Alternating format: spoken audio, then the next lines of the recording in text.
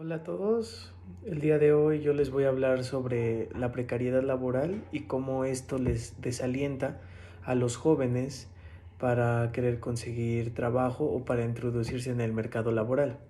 Bueno, para empezar, la precariedad laboral es una situación que sufren los trabajadores, caracterizada por inestabilidad en la contratación y la vulneración de algunos derechos laborales. Esto quiere decir que al momento en el que ellos van a pedir trabajo o cuando ya están trabajando, sufren algunas injusticias o sobrecargas que les pueden provocar estrés o algunos otros malestares. Esto es a lo que se refiere con precariedad laboral. Ahora, viéndolo desde otra perspectiva, dicha precariedad laboral se relaciona a largas jornadas de trabajo sin la remuneración correspondiente o un ambiente en el que afecta la salud física y o psicológica del trabajador. Es a lo que les estaba diciendo, que genera estrés. Esta falta de garantías incrementa la incertidumbre de continuar en el puesto de trabajo y aumenta la posibilidad de quedarse desempleado. Es decir, o el trabajador se adapta y haya la manera de llevar esto bien, o simplemente se sale, intenta buscar otro trabajo, pero el riesgo es en el que quede desempleado y pase mucho tiempo sin tener un trabajo digno de o a lo que él estaba acostumbrado. Ahora bien, la legislación de distintos países obliga a mantener condiciones laborales dignas, tanto para los empleados de empresas privadas como las empresas públicas.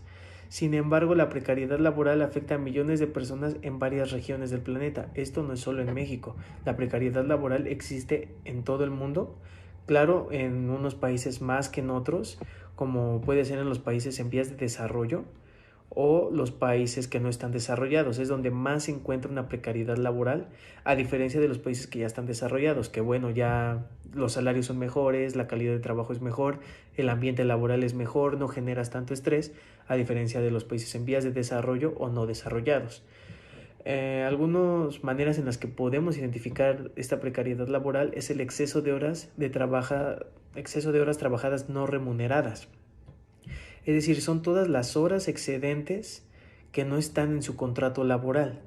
Estas horas no son remuneradas como horas extras y si se trabaja de noche o los domingos se debe de pagar un recargo nocturno o dominical, dependiendo de la legislación vigente del país. Sin embargo, no siempre se hacen estas remuneraciones cuando te están explotando o estás teniendo horas de trabajo excedentes que no sean horas extras, puesto que si no son horas extras o nocturnas o dominicales no te las remuneran, no hay remuneración como tal.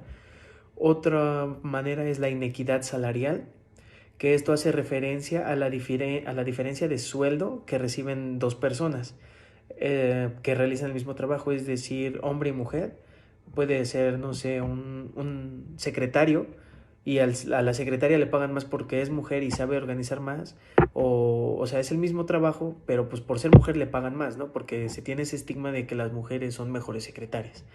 A diferencia de un hombre que si llegase a entrar como secretario o tenerlo ahí de segunda, no le pagarían lo mismo, o sea, el hecho porque no es mujer, o viceversa, ¿no? Si un hombre realiza un trabajo, por ejemplo, como contador, le van a pagar más a que una mujer si lo realiza, le van a pagar menos el simple hecho de ser mujer. Esto no solo aplica en géneros, también aplica cuando son jóvenes, son migrantes o personas con discapacidades.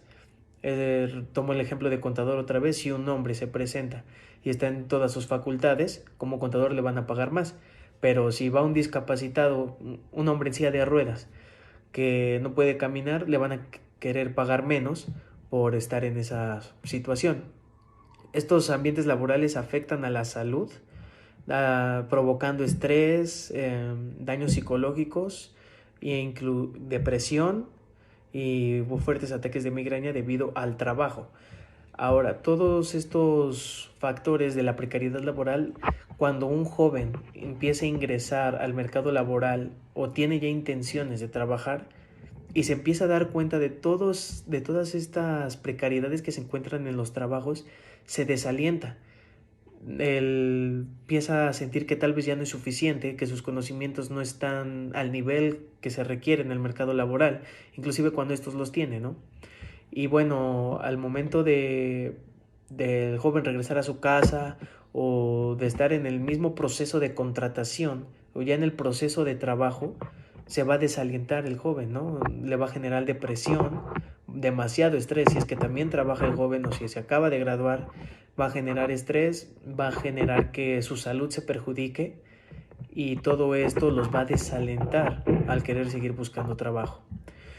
Bueno, esto es todo por mi parte, espero haberlos dado un poco de información necesaria. De lo que yo les hablaré será de las perspectivas sociales y del empleo, y este va a ser sobre las tendencias que se tienen en el 2020. Esta información se sacó sobre un informe que es de la OIT y esta es la Organización Internacional del Trabajo. ¿Qué nos dice este informe? Este informe pretende estar a la altura de este desafío ofreciendo pruebas y perspectivas novedosas que mejoren nuestra comprensión del funcionamiento del mercado laboral en todo el mundo, así como presentando los datos más recientes que caracterizan las dificultades por las que atraviesa el mercado laboral persistentemente. Este informe nos habla sobre 4 mensajes fundamentales que se irán explicando más adelante en este video. ¿De qué nos hablan estos 4 mensajes fundamentales? Bueno, en primer lugar, nos dice que es muy probable que la disminución del crecimiento económico proyectado y la falta de inclusión perjudiquen la capacidad de los países de menores ingresos para reducir la pobreza y mejorar las condiciones de trabajo. En segundo lugar, nos explica que una medición más completa de la subutilización de las personas en edad de trabajar revela importantes lagunas en el acceso al trabajo. La tasa de subutilización total de la fuerza de trabajo nos dice que esta tiende a acentuarse y supera ampliamente la del desempleo. En tercer lugar, nos dice que incluso cuando las personas tienen un empleo, siguen existiendo deficiencias significativas en la calidad del trabajo. ¿Esto a qué se refiere? Pues nos dice que el trabajo decente tiene que ver con la adecuación de los salarios o los ingresos del trabajo por cuenta propia. Esto nos dice que con el derecho a la seguridad del empleo y a un lugar de trabajo seguro y saludable, el acceso a la protección social, a la oportunidad de expresar sus propias opiniones, preocupaciones y a través de un sindicato, una organización de empleadores u otro órgano representativo, así como con otros derechos fundamentales como la no discriminación. Esto se refiere a que los déficits en materia de trabajo decente son especialmente pronunciados en la economía informal, que registra las tasas más altas de pobreza entre los trabajadores y un elevado porcentaje de personas que trabajan por cuenta propia o de trabajadores familiares auxiliares. En cuarto y por último lugar, nos dice que prevalecen importantes desigualdades en el acceso al trabajo y en la calidad del mismo. ¿Por qué? Porque entre ellas se encuentran las principales líneas de segmentación entre los trabajadores según su ubicación geográfica. Esto quiere decir que entre países y entre trabajadores de zonas urbanas y rurales, o sea, sexo y edad. Además, los nuevos datos de la OIT sobre las rentas de trabajo para todos los trabajadores, incluidos los autónomos, demuestran que la desigualdad de ingresos es mucho mayor que de lo que se tenía pensado en este 2020. Bueno, ¿pero a qué se refieren estos 4 puntos? Nos dice que las desigualdades y los déficits generalizados de trabajo decente no solo conducen a la ineficiencia económica, sino que también pueden socavar la cohesión social dentro de los países. Esto nos dice que resulta significativo que en el 2019 haya crecido la incidencia de las protestas en 7 de las 11 subregiones del mundo.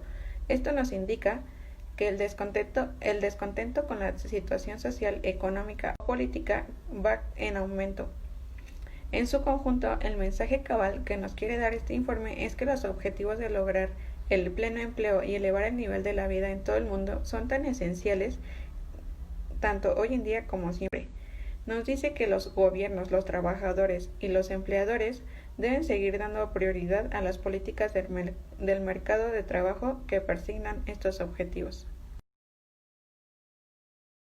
Bueno, yo hablaré sobre las tendencias y la pandemia que se vive hoy en día, el cual es el COVID-19, y cuáles han sido los efectos en las tendencias de los mercados laborales. Cómo es que en ese periodo se han destruido como también generado empleos. Esta pandemia se han visto empleos muy afectados, como a comparación de otros no tantos. Un ejemplo claro de estos es el empleo del comercio, restaurantes y hoteles, los cuales fueron de los más afectados, así como el sector agropecuario se ve en riesgo de pérdida. Esto se debe a que la circulación de dinero no es lo suficiente como para mantener estos empleos estables. Al mantenernos en cuarentena, la gente no sale a comer o a restaurantes o no sale de viaje, y el flujo que se producía anteriormente no es el necesario como el que se produce hoy. Pero hay otros sectores como supermercados y farmacias que tras ser sectores indispensables de todos los días, no hubo una parálisis completa del flujo de dinero, por lo cual no se vio Otro punto que cabe destacar son las compras en línea, las cuales han tenido una clara tendencia ascendente, iniciando una caída de los empleos tradicionales, pero el aumento de empleos en el comercio electrónico, como en ocupaciones de compra y distribución de productos. A partir de esto se inicia una nueva etapa, o le da hincapié a una etapa la cual estaba por venir, la cual es la digitalización, ya que el capitalista le es algo que le beneficia, ya que tiene menores gastos al todo ser de manera digital. Hay una estimación de que se ha despedido de manera temporal o permanente al 10% de personal de cada empresa.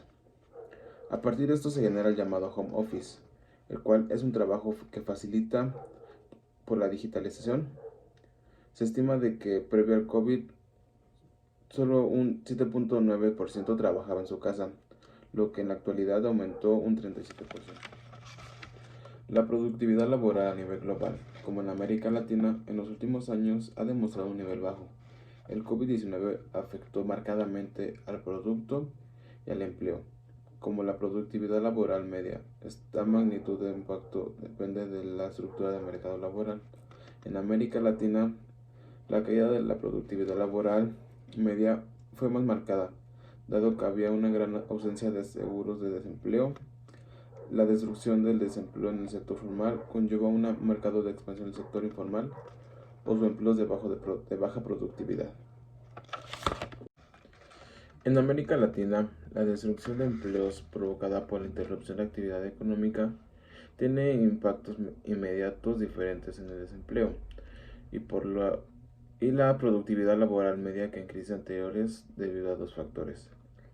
Algunas de las personas que pierden el empleo perciben que no hay vacantes disponibles, por lo cual o por lo tanto no buscan nuevos empleos y salen de la población económicamente activa. La otra es la generación de ingresos laborales en el sector informal está fuertemente limitada por las restricciones de impuestos a estas actividades, por lo tanto no se daría una exposición del sector informal. Esta crisis que se está viviendo en la actualidad por el COVID-19 afecta las tendencias vigentes en los mercados laborales, los cuales muchos están relacionados con la tecnología, caracterizado por la digitalización. Esto se verá afectado tanto a corto y a largo plazo.